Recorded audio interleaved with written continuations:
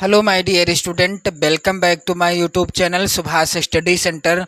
तो जितने भी मेरे प्यारे बच्चे कक्षा 9 के विद्यार्थी 2024-2025 की वार्षिक परीक्षा देने के लिए तैयारी कर रहे हैं, आप सभी के लिए मैं लेकर के आ चुका हूं आपकी वार्षिक परीक्षा 2024-25 के लिए हिंदी विषय का मॉडल पेपर।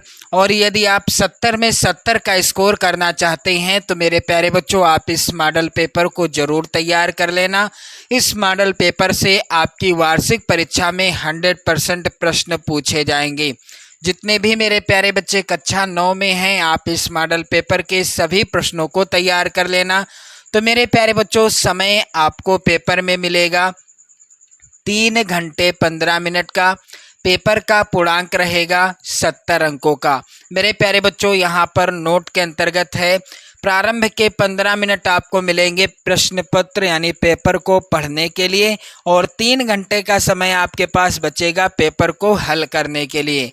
प्रश्न पत्र 2 खंडों में विभाजित है, खंड आ और खंड बा। पेपर 2 खंडों में विभाजित रहेगा, खंड आ में और खंड बा में। अब खंड आ, यहाँ पर खंड आ होगा मेरे प्यारे बच्चों। खंड आ में 20 अंक के बहुविकल्पी प्रश्न दिए गए हैं।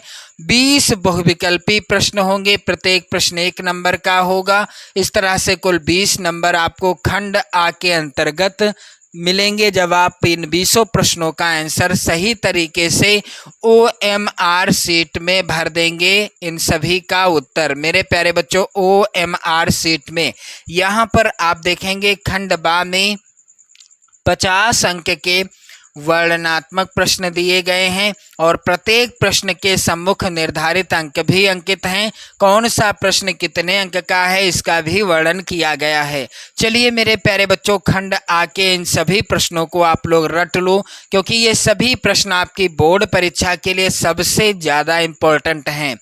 पहला प्रश्न है, द्विवेदी युग की समय सीमा क्या है? द्विवेदी युग की समय सीमा क्या है मेरे प्यारे बच्चों? द्विवेदी युग कब से कब तक माना जाता है? तो इसका उत्तर होगा सन 1900 ईस्वी से 1922 ईस्वी के मध्य की समय सीमा द्विवेदी युग के अंतर्गत आती है। मेरे प्यारे बच्चों, यहाँ पर दूसरा प्रश्न है, हिंदी प्रदीप के संपादक थे। हिंदी प्रदीप के संपादक कौन थे? दिए गए विकल्पों में से हिंदी प्रदीप नामक पत्रिका के संपादक मेरे प्यारे बच्चों कौन थे? यहाँ पर उत्तर हो जाएगा बाल कृष्ण भट्ट। यहाँ पर दूसरा वाला विकल्प सही हो जाएगा। हिंदी प्रदीप के संपादक कौन थे? बाल कृष्ण भट्ट जी थे। प्रश्न अगला है यहाँ पर, लक्ष्मी का स्वागत। कह रहा है लक्ष्मी का स्वागत एकांकी में पात्रों की संख्या कितनी है? मेरे प्यारे बच्चों, यहाँ पर आप ध्यान देंगे, लक्ष्मी का स्वागत एकांकी में कुल 7 पात्र हैं। कितने? 7 पात्र हैं। और प्रश्न संख्या 4 है, बाल कृष्ण भट्ट द्वारा संपादित पत्रिका कौन सी है? तो यहाँ पर आप लोग ध्यान दीजिएगा, इसका उत्तर होगा हिंदी प्रदीप। और यही प्रश्न कुछ इस तरह से यहाँ पूछा गया है कि हिंदी प्रदीप के संपादक कौन थे? उत्तर क्या है? बाल कृष्ण भट्ट जी। मेरे प्यारे बच्चों, किस काल को हिंदी का विकास स्वर्ण युग कहा जाता है? यानी किस काल को हिंदी के विकास का स्वर्ण युग कहा जाता है? यहाँ पर उत्तर हो जाएगा भक्ति काल को हिंदी के विकास का स्वर्ण युग कहा जाता है। प्रश्न संख्या 6 है मेरे प्यारे बच्चों, गोस्वामी तुलसीदास जी के द्वारा रचित विनय पत्रिका की भाषा क्या है? गोस्वामी तुलसीदास जी की रचना है विनय पत्रिका, और विनय पत्रिका की भाषा क्या है? यहाँ पर उत्तर हो जाएगा ब्रज भाषा। प्रश्न संख्या 7 है मेरे प्यारे बच्चों, बीसल देव रासो रचना है। बीसल देव रासो किसकी रचना है? बीसल देव रासो मेरे प्यारे बच्चों रचना है किसकी? नरपति नाल की। चौथा वाला विकल्प सही हो जाएगा। प्रश्न संख्या 8 है, लक्ष्मीपुरा के लेखक हैं। लक्ष्मीपुरा के लेखक कौन हैं? यहाँ पर उत्तर हो जाएगा शिवदान सिंह चौहान की रचना है लक्ष्मीपुरा।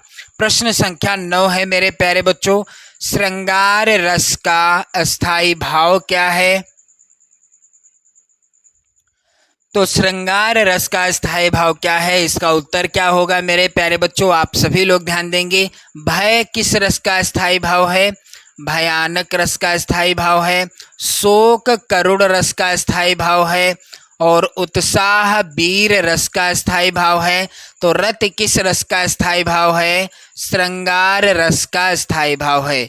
मेरे प्यारे बच्चों, आप देखेंगे प्रश्न संख्या 10 जो कि वेरी इंपॉर्टेंट है। चौपाई के प्रत्येक चरण में कितनी मात्राएं होती हैं? चौपाई के प्रत्येक चरण में मेरे प्यारे बच्चों 16 मात्राएं होती हैं। कितनी? 16 है। यहाँ पर तीसरा विकल्प सही हो जाएगा।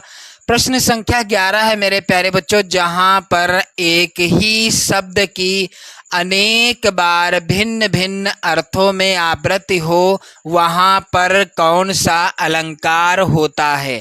मेरे प्यारे बच्चों, आपने उदाहरण तो पढ़ा ही होगा। कनक कनकते 100 गुनी, मादकता अधिकाय, या खाए बौराए जग वा पाए बौराए। यहाँ पर कनक शब्द 2 बार आया है। लिखने में और देखने में, पढ़ने में सेम एक जैसा है। मेरे प्यारे बच्चों, बात यह है कि दोनों का अर्थ अलग है। पहले कनक का अर्थ अलग है, दूसरे कनक का अर्थ अलग है। मेरे प्यारे बच्चों, एक कनक का अर्थ है सोना और दूसरे कनक का अर्थ क्या है? धतूरा। तो धतूरा यदि किसी व्यक्ति को खिला दिया जाए तो वह बौरा जाता है, और यदि किसी भी निर्धन व्यक्ति को अचानक से ढेर सारा सोना दे दिया जाए या ढेर सारी धन दौलत दे दी जाए तो उसका भी दिमाग काम नहीं करेगा। यहाँ पर कनक कनक शब्द 2 बार है, लेकिन दोनों का अर्थ अलग अलग है, इसलिए यमक अलंकार है। मेरे प्यारे बच्चों, चिड़िया का तद्भव रूप क्या होगा? तो चिड़िया का तद्भव नहीं, यहाँ पर चिड़िया का तत्सम होना चाहिए था। चिड़िया का तत्सम रूप क्या होगा? तो यहाँ पर उत्तर हो जाएगा चटका। प्रश्न संख्या 13 है, नवरात्रि में समास कौन सा है? तो मैं आपको बता देना चाहता हूं, जिस समास का पहला पद संख्यावाची हो, गिनती बताने वाला हो। तो यहाँ पर नवरात्रि में नौ क्या है? पहला पद है। रात्रि क्या है? दूसरा पद है। 9 अर्थात 9 गिनती को बता रहा है। रात्रि रातों का समूह या समाहार बता रहा है। तो जिस समास का पहला पद गिनती या संख्यावाची हो और बाकी दूसरा पद किसी समूह या समाहार का बोध कराए, वहाँ होता है मेरे प्यारे बच्चों द्विगु समास। उम्मीद करता हूँ आपको अच्छे से समझ में आ रहा होगा। बस आप वीडियो को लाइक कर देना, शेयर कर देना। मेरे प्यारे बच्चों, आगे बढ़ते हैं। अगला प्रश्न है यहाँ पर, आशा का विलोम क्या है? तो आशा का विलोम है निराशा। पहला ही विकल्प सही है। प्रश्न संख्या 15 है, हे राम मेरे प्राणों से भी अधिक प्रिय हो।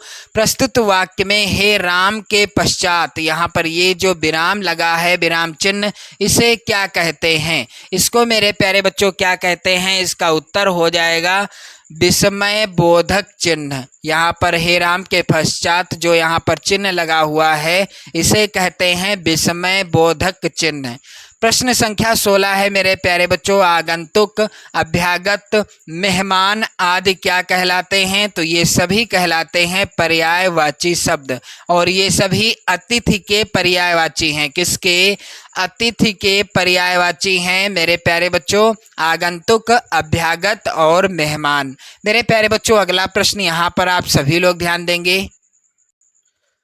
प्रश्न संख्या 17 है मेरे प्यारे बच्चों, पावनम का संधि विच्छेद क्या होगा? तो यहाँ पर आप सभी लोग ध्यान दीजिएगा। इस प्रश्न का उत्तर क्या हो जाएगा? पो धन अनम, यानी पौ धन अनम दूसरा वाला विकल्प सही होगा।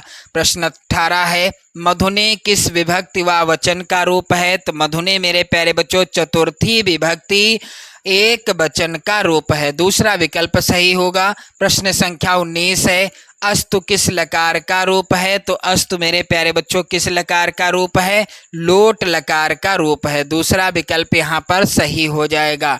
प्रश्न संख्या 20 है, मध्वरी में संधि क्या है? तो मध्वरी में यण संधि है, पहला ही विकल्प सही है। अब मेरे प्यारे बच्चों खंड बा जो कि पूछा जाएगा 50 नंबर का। अब खंड बा में यहाँ पर प्रश्न संख्या 21 का के अंतर्गत दिया गया है, निम्नलिखित गद्यांशों में से किसी एक के नीचे दिए गए प्रश्नों के उत्तर दीजिए। तो आप यहाँ पर पहला गद्यांश देख लीजिए। मोटर चली गई, बूढ़ा कई मिनट तक मूर्ति की भांति निश्चल खड़ा रहा। संसार में ऐसे मनुष्य भी होते हैं जो अपने आमोद प्रमोद के आगे किसी की जान की भी परवाह नहीं करते। शायद इसका उसे अब अभी भी या उसे अब अभी विश्वास ना आता था। सभ्य संसार इतना निर्मम, इतना कठोर है, इसका ऐसा मर्म भेदी अनुभव अब तक ना हुआ था।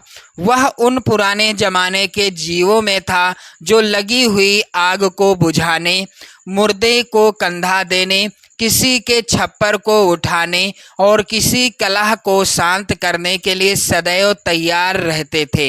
मेरे प्यारे बच्चों, गद्यांश पर आधारित हैं 3 प्रश्न। तो चलिए मैं आपको बता दूं, यह गद्यांश लिया गया है मंत्र शीर्षक कहानी से, जो कि बहुत ही अच्छी कहानी है। जब आप पढ़ोगे तो आपको बहुत अच्छी लगेगी।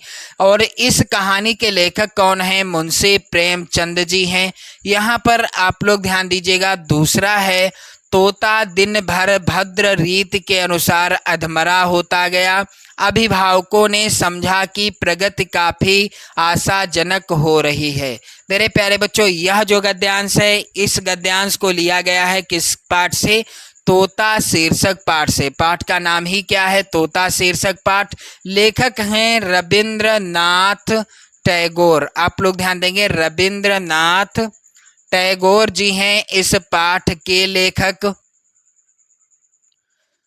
अब बारी आती है मेरे प्यारे बच्चों प्रश्न संख्या 22 का की ओर बढ़ने की, जो कि इस प्रकार से है।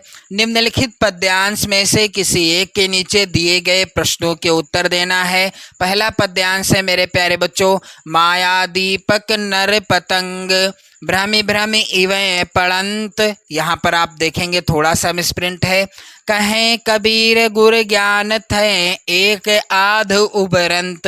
मेरे प्यारे बच्चों, चलिए मैं आपको बता दूं कि यह जो है साखी शीर्षक पाठ से लिया गया है दोहा। कबीर दास जी हैं इस साखी शीर्षक पाठ के लेखक यानी रचनाकार। तो मेरे प्यारे बच्चों, आप सभी लोग ध्यान दीजिएगा।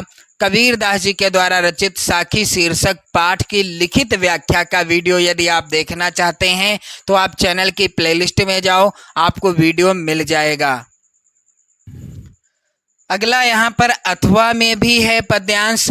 पुस्तकों में है नहीं छापी गई इसकी कहानी, हाल किसका ज्ञात होता है न औरों की जवानी। अनगिनत राही गए इस राह से उनका पता क्या, पर गए कुछ लोग इस पर छोड़ पैरों की निशानी। यह निशानी मूक होकर भी बहुत कुछ बोलती है, खोल इसका अर्थ पंथी पंथ का अनुमान कर ले। पूर्व चलने के बटोही बाट की पहचान कर ले। मेरे प्यारे बच्चों, यह जो है कविता या पद्यांश यह लिया गया है पथ। आप लोग ध्यान दीजिएगा, पथ की पहचान शीर्षक कविता से।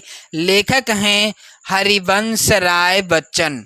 लेखक कौन है? हरिवंश राय बच्चन जी हैं इस पाठ के लेखक। मेरे प्यारे बच्चों, यहाँ आप देखेंगे अगला प्रश्न है 23 का के अंतर्गत निम्नलिखित संस्कृत गद्यांश में से किसी एक का संदर्भ सहित हिंदी में अनुवाद अपने शब्दों में कीजिए। मेरे प्यारे बच्चों, पहला यहाँ पर गद्यांश है संस्कृत का, रामकृष्णः एका विलक्षणः महापुरुषः अभवत्। मेरे प्यारे बच्चों, यह जो गद्यांश है संस्कृत खंड का, यह लिया गया है किस पाठ से? मेरे प्यारे बच्चों, आप लोग ध्यान दीजिएगा, परमहंसः